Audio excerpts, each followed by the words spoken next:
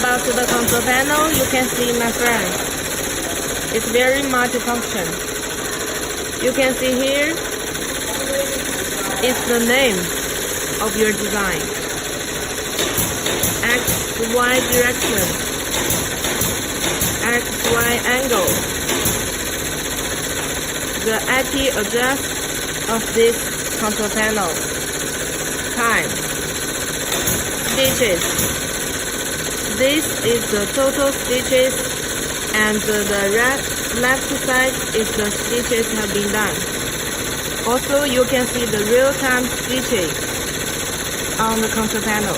You can see the stitches is moving, and the stitches is moving on the synchronization.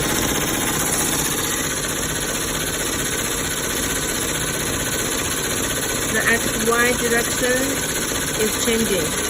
You can also see the needle position, the axis angle, the time, and the speed. You can slow down it, and you can also speed up.